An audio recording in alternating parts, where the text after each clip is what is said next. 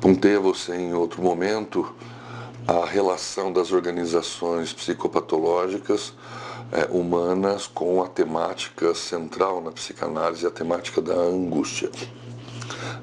E o quanto essas organizações, com os sintomas que eles constituem, são respostas e encaminhamentos da angústia no psiquismo humano, defesas contra ela. Naturalmente, desde que Freud teorizou cedo na sua produção teórica os sintomas como formações de compromisso entre um determinado campo do psiquismo, o campo das pulsões, das fantasias e dos desejos por um lado, e o campo do conjunto defensivo por outro, campos esses que, numa atuação muito específica um com os outros, formam uma pleiade, uma diversidade de sintomas bastante extensa. Que sintomas esses que são formações de compromisso, como disse, entre essas forças em luta. Aliás, o dualismo freudiano foi ao longo da sua existência a concepção do psiquismo humano como conflitante, como resultante de um jogo de conflitos, é central na teoria psicanalítica. O conflito não nos é eventual, pelo contrário, o conflito é estruturante na teoria psicanalítica e no dever do sujeito humano.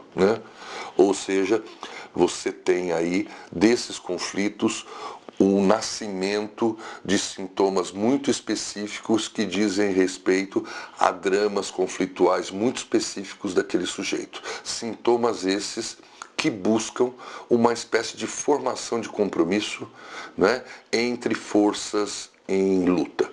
Mais ou menos como, dentro de uma metáfora militar, criar uma zona desmilitarizada ou criar uma zona onde, de alguma forma, reinaria algum equilíbrio, alguma paz.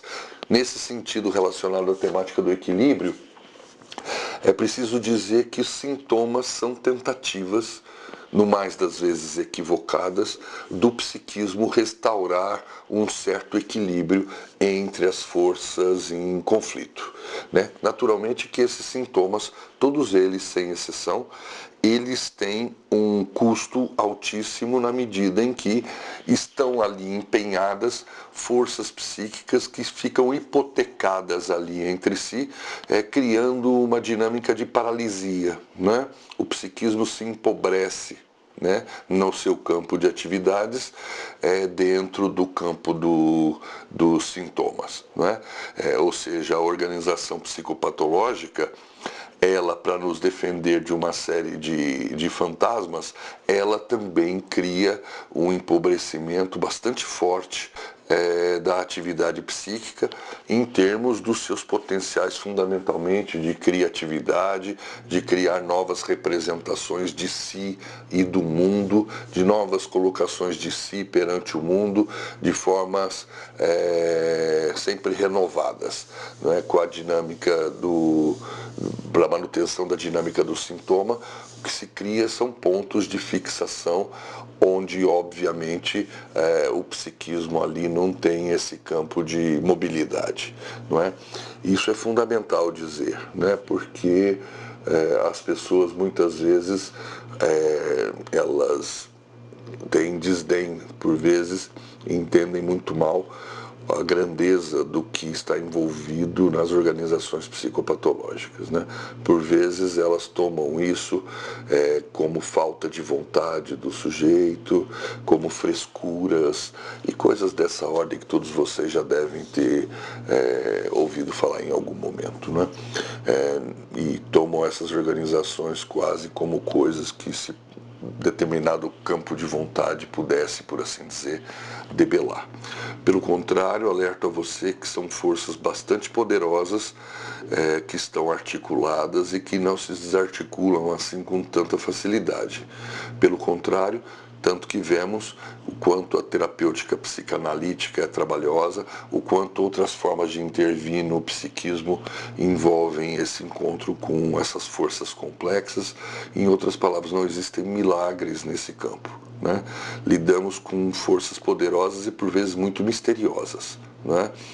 O psiquismo humano é sempre foi, é e continua sendo, naturalmente, em outros campos, em outras paragens, mas ainda bastante misterioso, né? O psiquismo humano é algo que os estudiosos, que os clínicos estão sempre atordoados com a sua grandeza e na sua possibilidade de fabricação de novas representações, novas posturas, e também do trágico, do dramático, de tudo isso, né?